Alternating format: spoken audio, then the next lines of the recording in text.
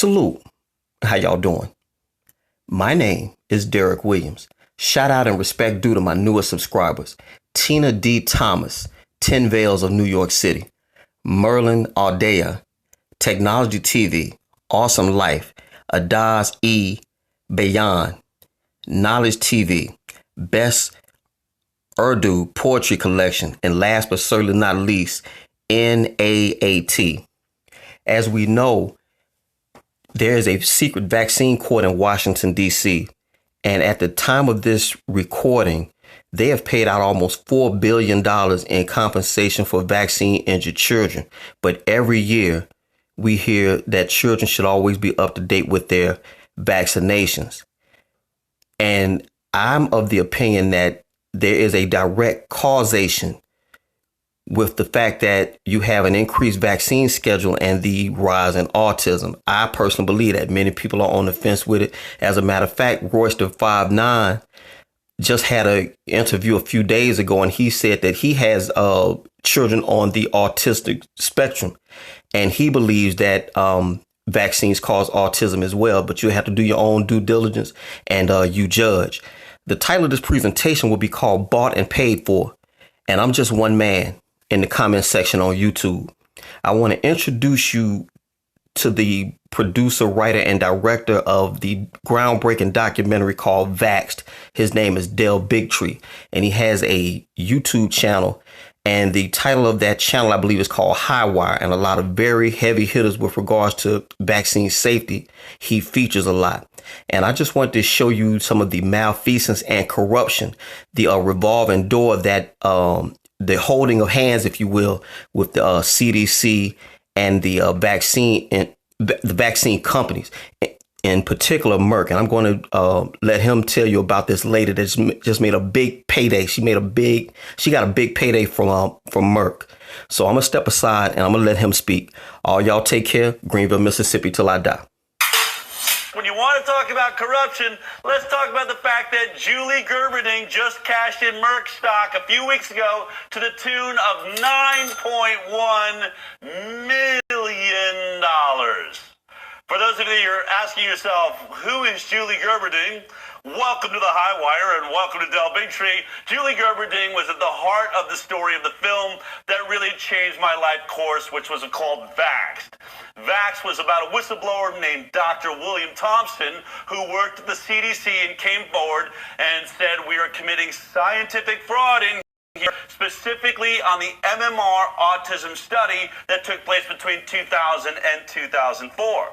Dr. William Thompson provided 10,000 documents to back up his claim, documents that he had told Congressman Bill Posey they were all forced to dump into a garbage can. Well, anyway, that's the heart of Vaxxed. If you haven't seen it, you should see it.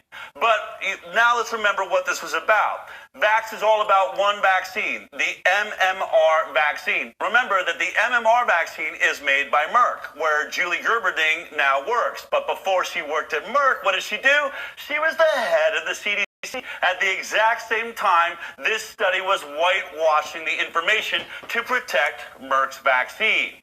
Now, just a couple of short years after that study was put out, Hannah Poling, a case in vaccine court, was a young girl. Her father was a neurologist named John Poling. Julie Gerberding had to go on CNN and explain why Hannah Poling got paid out and how vaccines actually sometimes can maybe cause autism. Take a look at this.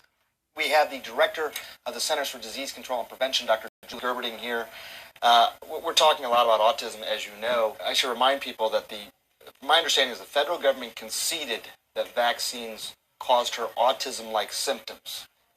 First of all, is there a difference? I mean, does she have autism or autism-like symptoms, or what's the difference? Well, I don't have all the facts because I still haven't been able to review the case files myself, but my understanding is that the child has what we think is a rare mitochondrial disorder, and when children have this disease, it stresses them, creates a situation where their cells just can't make enough energy to keep their brains functioning normally.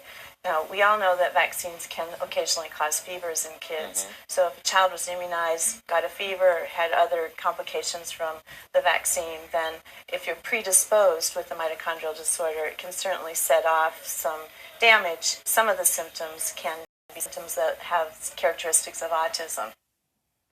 There you have it.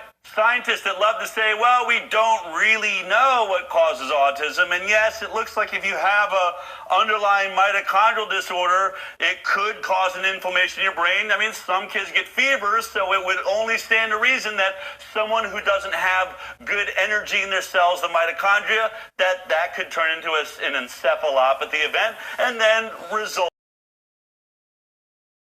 Forget that happened, and we like to have Sanjay Gupta forget that happened. There is no connection between vaccines and autism. But what I don't want to forget is the fact that after making all of these statements, knowing that vaccines very well could cause autism, knowing that you have a whistleblower at the CDC saying, hey, this MMR study is really problematic. In fact, for the CDC, here's 10,000 documents that showed that when we ran the data, we saw a causal relationship between the MMR vaccine. I wanted to also remember that we never forget that the head of the CDC, Julie Gerberding, overseeing this study, they whitewash the study. They say vaccines don't cause autism. Specifically, the MMR vaccine doesn't cause autism. And then what happens to Julie Gerberding after she goes around saying, see, the MMR doesn't cause autism, Merck is exonerated from any responsibility? She gets a job, get this, as Executive Vice President in Strategic Communications and Global Public Policy and Population Health for who? Merck. And she gets gigantic stock options. Let's look at this. So just a couple of weeks ago, she cashes out for $9,118,864.97. That is a huge payout, but it's not the only one. Now remember, Julie's also getting a salary. These are just her additional stock options. But get this, back in 2016, right before the election, she cashed out Merck stock to the tune of $113,329. And in 2015, she cashed out for $2,339,949.21 for a total so far of $16,592,144.10. Obviously, all being used as spending cash. I think of Goodfellas when the wife says, you know, I need some cash. Like that much? This is like that much is how much I need right now. Now, God knows what she's spending her $16 million on. Really, actually, it's none of my business. And by the way, she hasn't cashed it all out. We found out that she still has $9 million more in stock options at Merck. She can do what she wants. This is a free country, and people can get paid whatever they want. My thing is, do you trust the information that come from your government agencies when a year after working at that agency, they move in to the very company that they exonerated from any wrongdoing and end up making $20-something million in stock options plus a gigantic salary? Sounds like a payoff to me. Sounds like someone made Merck really happy. Meanwhile, there are still millions of parents around the world continuing to report that after an MMR vaccine or after a DTaP vaccine, other vaccines, their child regressed into autism.